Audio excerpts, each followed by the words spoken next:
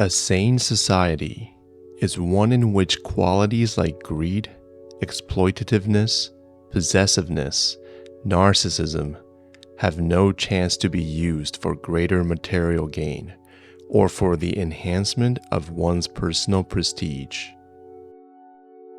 Welcome back to part 3 of our discussion on The Sane Society by Erich Fromm. In part 1, we went over the 5 human needs that we all have to fulfill in order to live in a sane manner. And in part 2, we talked about how modern society makes it challenging for people to be sane.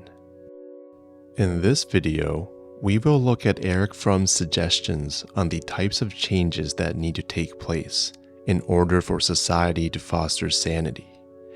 Erich Fromm's ideas will be presented in 3 different categories as follows: economic transformation, political transformation, and cultural transformation.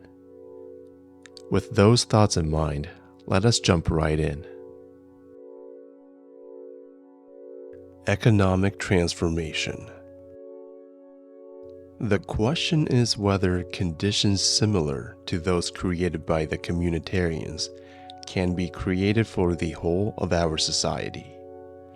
The aim then would be to create a work situation in which man gives his lifetime and energy to something which has meaning for him, in which he knows what he is doing, has an influence on what is being done, and feels united with, rather than separated from, his fellow man.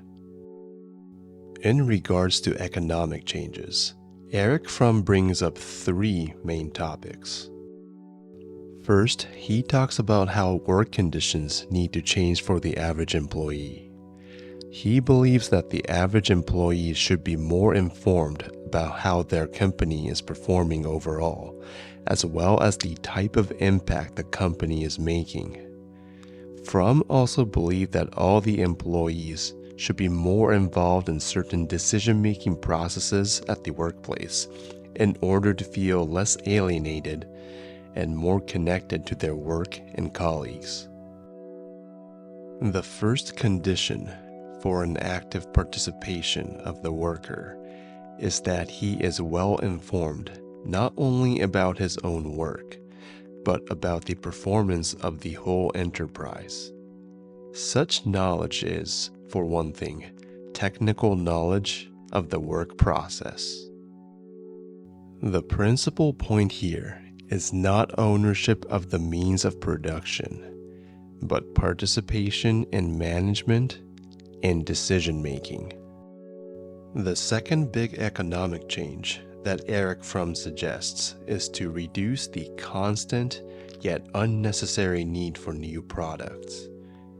Many of us have gotten accustomed to certain brands and companies coming out with a new version of their products on an annual basis, but oftentimes the so-called upgrades are quite minimal. It is clearly a tactic to artificially create needs and desires among the consumers, and Erich Fromm wanted this practice to go away. He states that there is a craving for new but unnecessary things, a constant wish to buy more, even though from the standpoint of human, unalienated use, there is no need for the new product. He goes even further by saying the following: another aspect of the same phenomenon is the tendency to waste, which is furthered by the economic need for increasing mass production. Aside from the economic loss implied in this waste, it has also an important psychological effect. It makes the consumer lose respect for work and human effort. It makes him forget the needs of people within his own and in poorer lands, for whom the product he wastes could be a most valuable possession.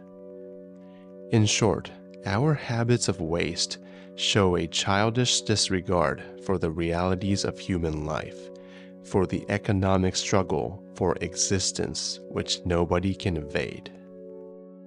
Essentially, What Erich Fromm is saying here is that when we get used to wasteful behavior, it degrades the efforts of individuals who produce or manufacture the food and products being wasted, which prevents us from seeing people for who they are and robs them of their human qualities.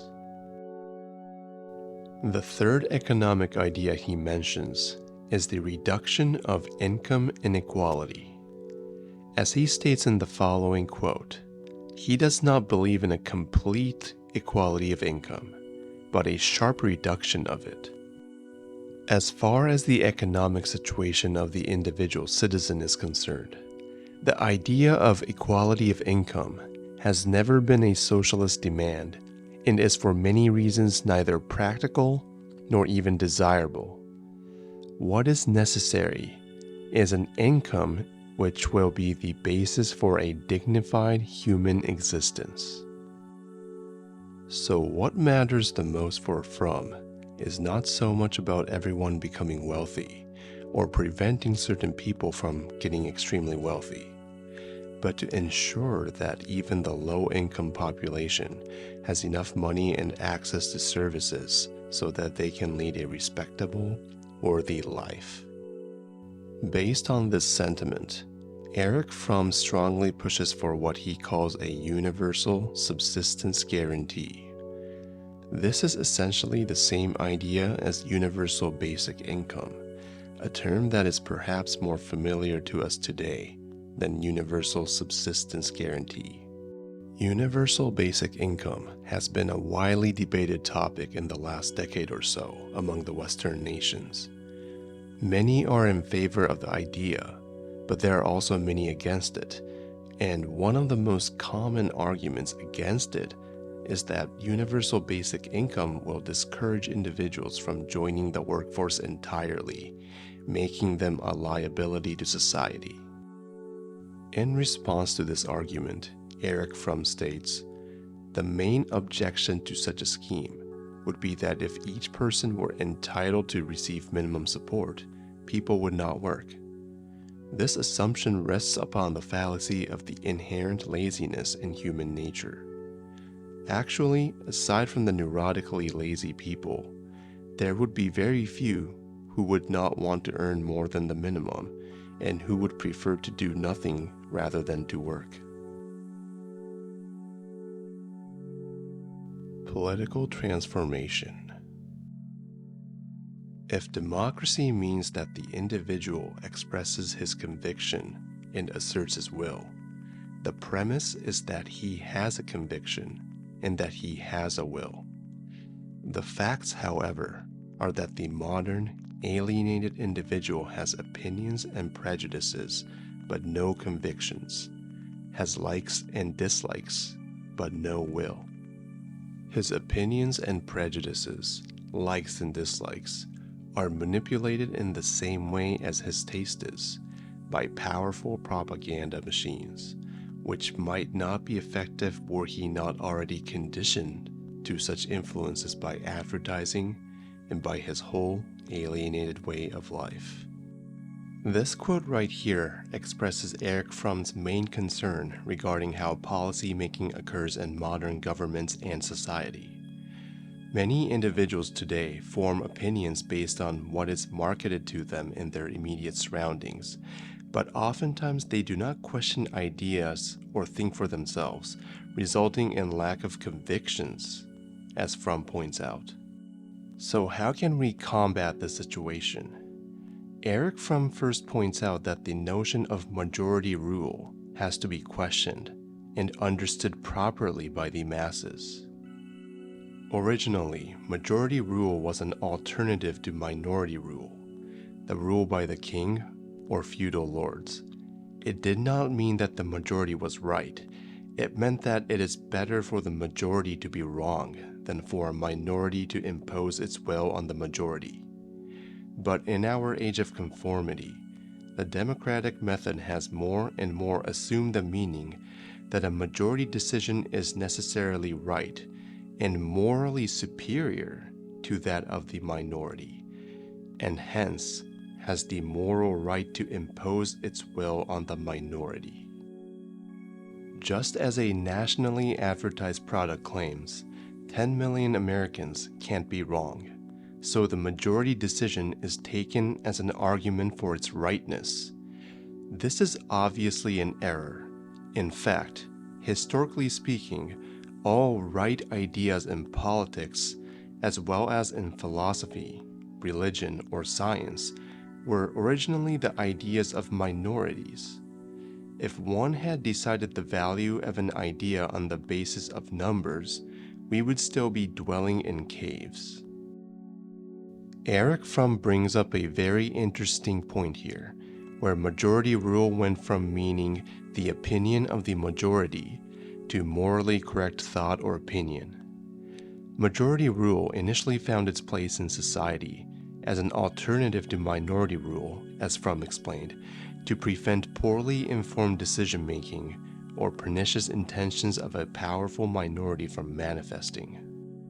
But due to this shift in perspective towards majority rule, a lot of people stuck in echo chambers are convinced whatever narrative they are exposed to the most isn't just the one that makes the most sense, but is the morally superior viewpoint.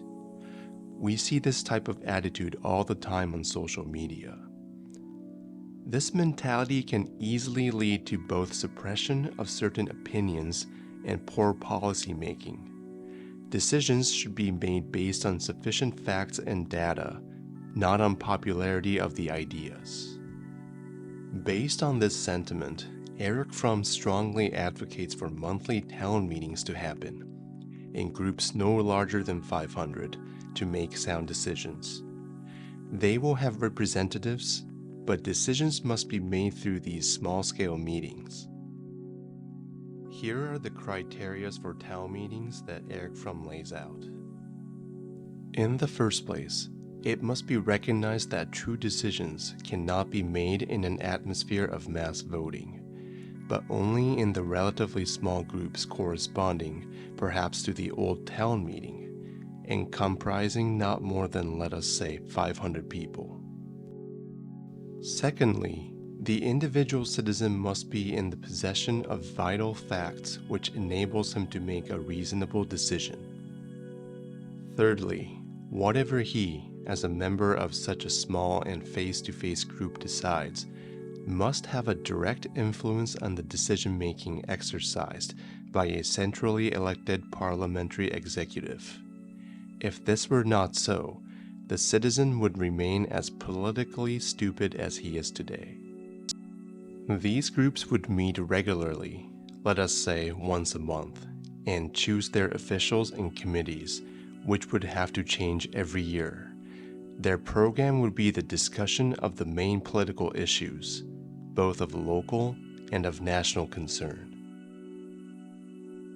In this digital age that we live in, a monthly in-person meeting might seem impractical and inconvenient, but perhaps it is what we need the most in our society today. In such small groups, the issue at stake can be discussed thoroughly. Each member can express his ideas, can listen to, and discuss reasonably other arguments. People have personal contact with each other, which makes it more difficult for demagogic and irrational influences to work on their minds.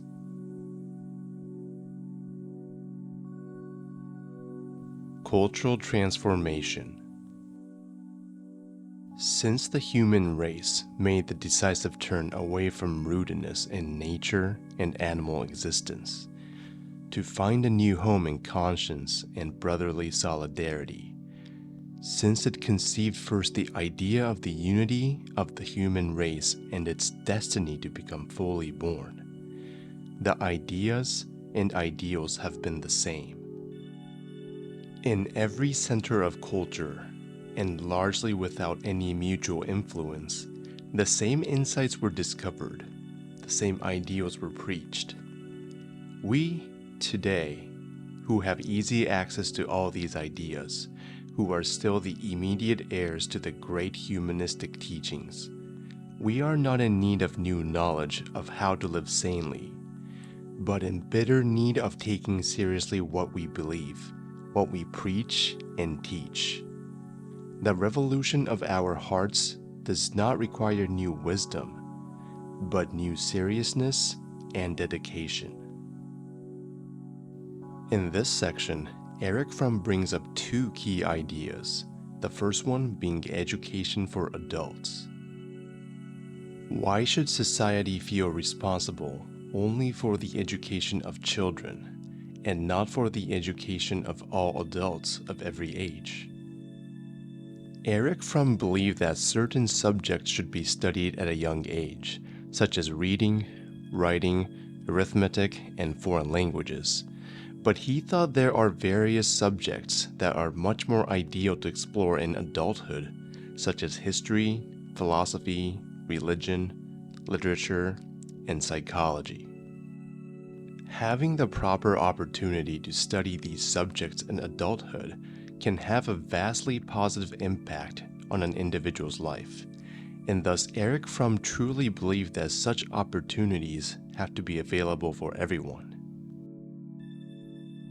A sane society must provide possibilities for adult education, much as it provides today for the schooling of children.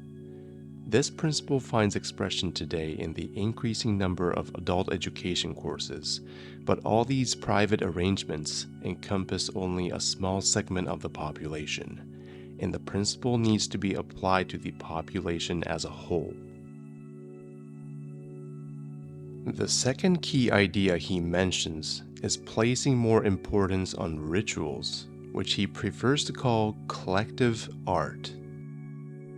For a lack of a better word, I shall use collective art, meaning the same as ritual. It means to respond to the world with our senses in a meaningful, skilled, productive, active, shared way. In this description, the shared is important and differentiates the concept of collective art from that of art in the modern sense. The latter is individualistic, both in its production and in its consumption. Collective art is shared. It permits man to feel one with others in a meaningful, rich, productive way.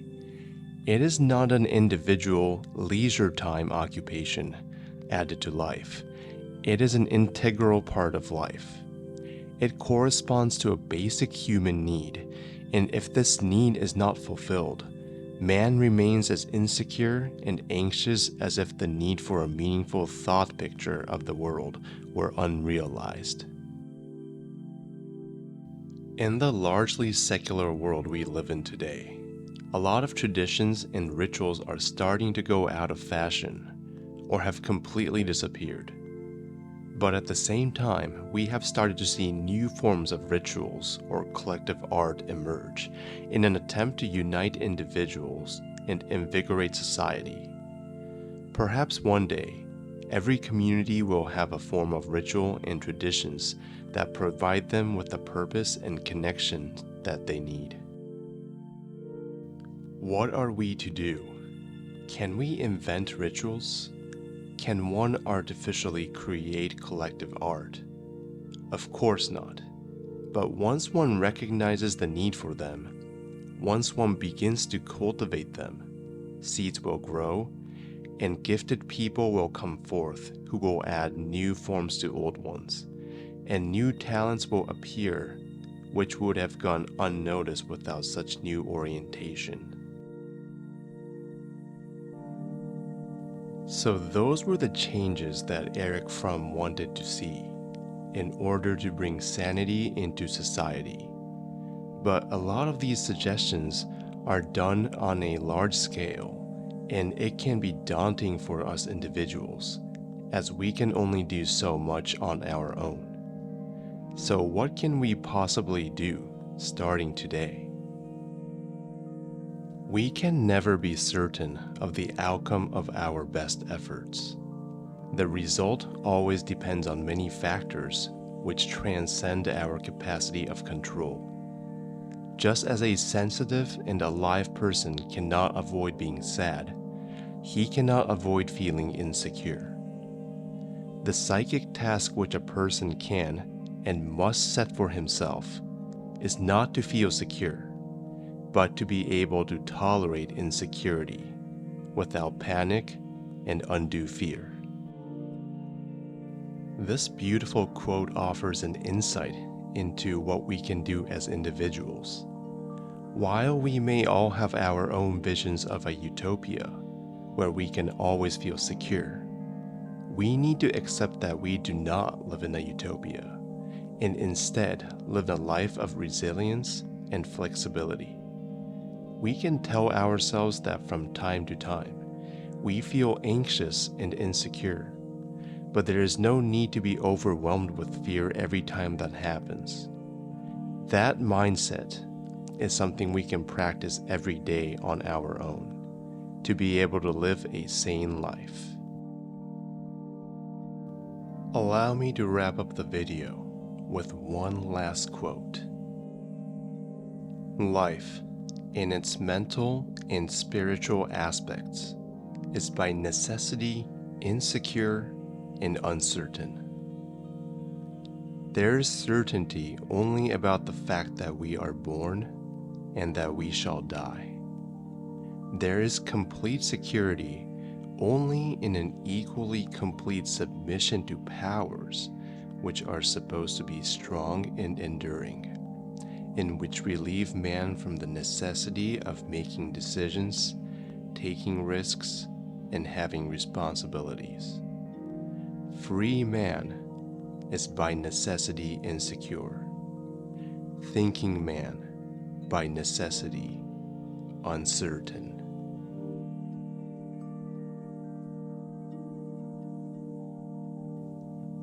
Thank you for watching.